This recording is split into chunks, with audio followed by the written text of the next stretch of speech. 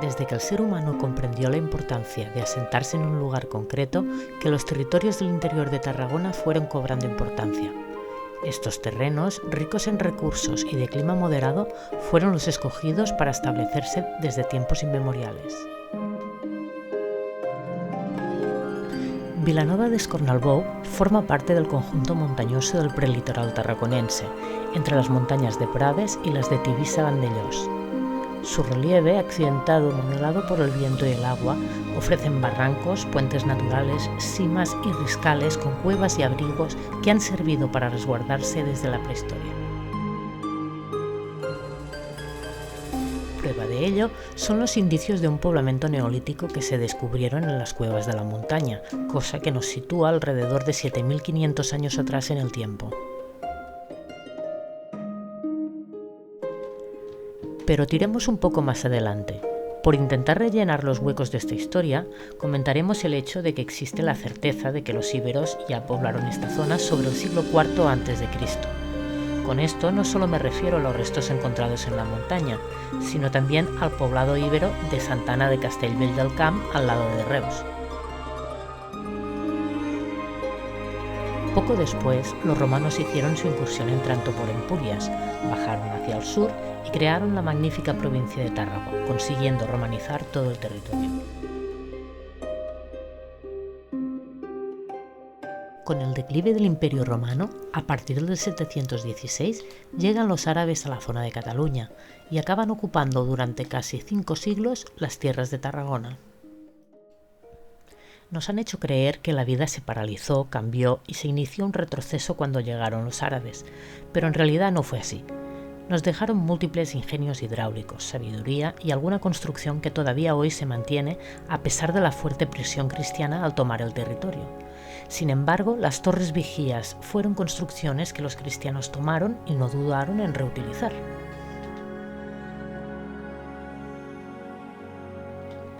Comento esto porque en esta zona perviven algunas talayas sarracenas. Por ejemplo, en la zona del Arboset de Vilanova d'Escornalbou queda la torre cuadrada de Calgravat, que pertenecía a los sarracenos, y a pocos metros existe la otra torre, redonda en este caso, la de la Torracha, que es la que utilizaban los cristianos. Aparte de estas, en la cima de la montaña de Escornalbou también podemos contemplar lo que quedó de la atalaya árabe. Se reutilizaron algunos de sus muros para configurar la ermita de Santa Bárbara, protectora de los rayos y las tormentas, en el siglo XVIII. Hoy día no es utilizada para ningún culto, pero sin embargo es muy útil para comprender la utilidad de este paraje en épocas pasadas. Desde lo alto, todo el campo de Tarragona nos queda a la vista, dejándonos como poco impresionados.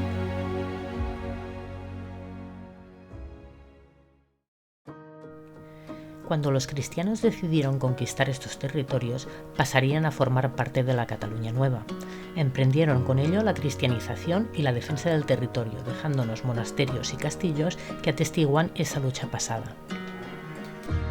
Vilanova d'Escornalbou será otro punto que servirá para afianzar las posiciones cristianas.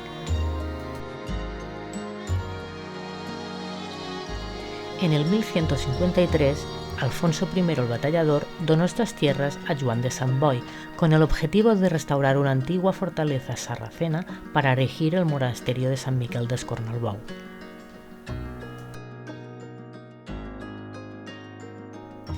De la fundación del monasterio con el nombre del eterno luchador San Miquel nos ha quedado una leyenda. Se dice que en la batalla para conquistar la montaña lucharon cristianos y sarracenos e incluso intervino el arcángel San Miguel, que con su espada de fuego decidió el final de la batalla a favor de los cristianos. En su agradecimiento se le dio su nombre al monasterio. También es el motivo por el que el lugar donde tuvo lugar el enfrentamiento se conoce como el Coll de la Batalla. El prior sería Joan de Sant Boi, monje agustino, que junto a 7 monjes asumiría el encargo de la construcción de un recinto dedicado a Dios y a San Miquel. Poco después del monasterio se creó la baronía d'Escornalbou, que comprendía los pueblos de la Argentera, Coll de Jou, Dues Aigües, Riu de Canyes, Vilanova d'Escornalbou, Torre de Fontaubella y Pradell de la Teixeta. Este territorio, que hoy en día se sitúa entre la comarca del Baix Camp y la del Priorat, es la que controlaban los priores del monasterio de Sant Miquel d'Escornalbou. La iglesia del monasterio agustiniano se consagró en 1240 por el arzobispo de Tarragona. Con ello se acababa la construcción del conjunto, constituido por sala capitular, refectorio, claustro, hostal, cocina y las 8 celas. De esa construcción, hoy en día solo nos queda parte de la iglesia y de la sala capitular. A principios del siglo XV, el monasterio quedó a manos del arzobispo de Tarragona.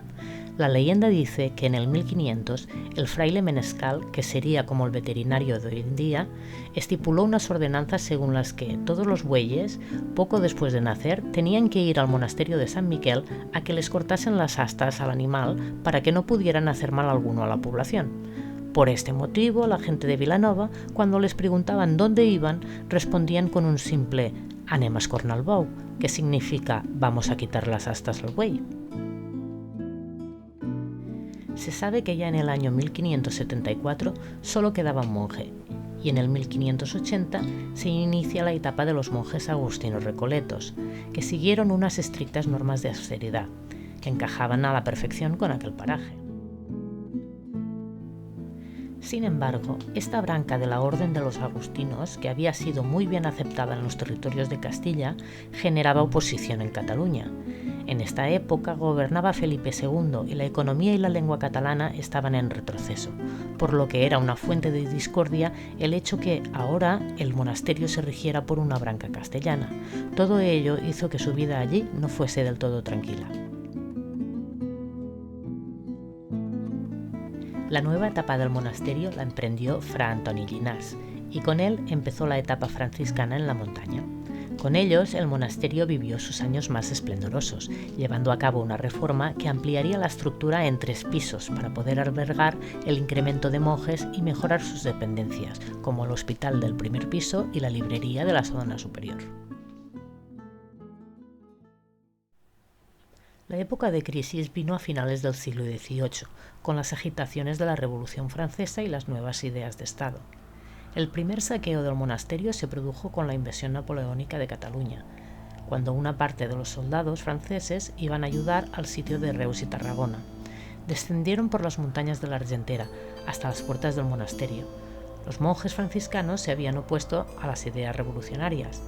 En mayo de 1822 se levantaron partidas absolutistas, cosa que supuso la exaltación ciudadana. Se decía que los incitadores eran los monasterios de Poblet y el d'Escornalbou. La destrucción del recinto ocurrió en 1835, cuando la comunidad abandonó el recinto. Solo quedó el guardián, que intentó salvar lo que pudo.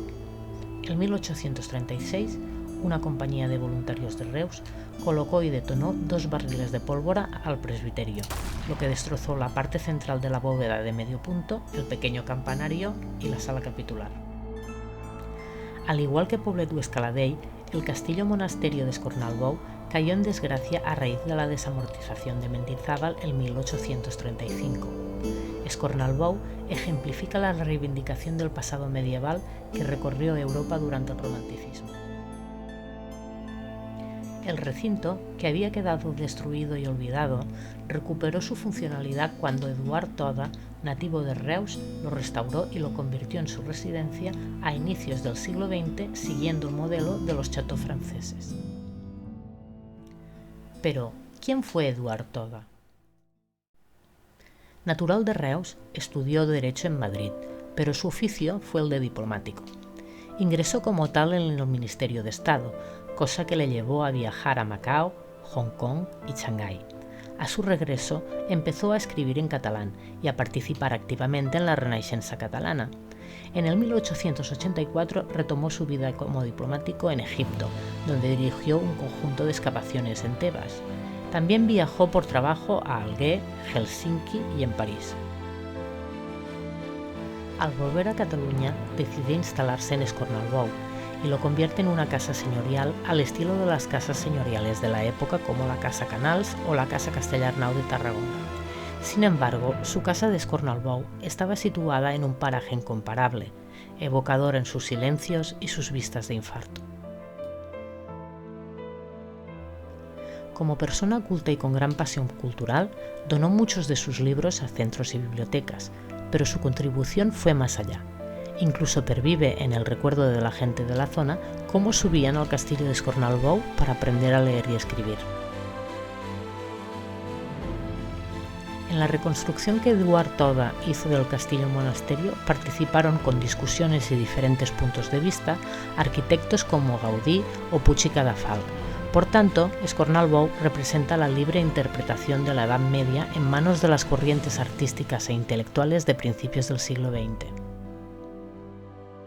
Sin embargo, este gran filántropo catalán se arruinó acabada la Guerra Civil, con lo que vendió el monasterio al arzobispado, que lo volvió a vender 2 años más tarde.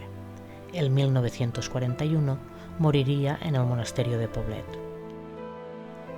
A su muerte fue cuando un comerciante de Reus, Josep Maria Llopis, lo compró y lo utilizó como segunda residencia familiar.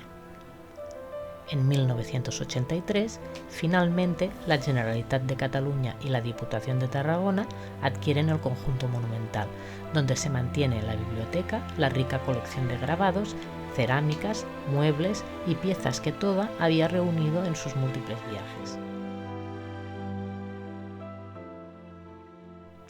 Así pues, ya sea porque quieres ver las magníficas vistas panorámicas desde la montaña o porque quieres disfrutar del aire puro, recorriendo alguno de los 18 itinerarios por caminos y senderos históricos, o simplemente te apasiona la historia y quieres ver con tus ojos qué queda del medievo y qué queda del siglo XX, súbete a la cima de Escornalbou y llénate los pulmones de aire puro mientras tu mente divaga a la altura de las nubes.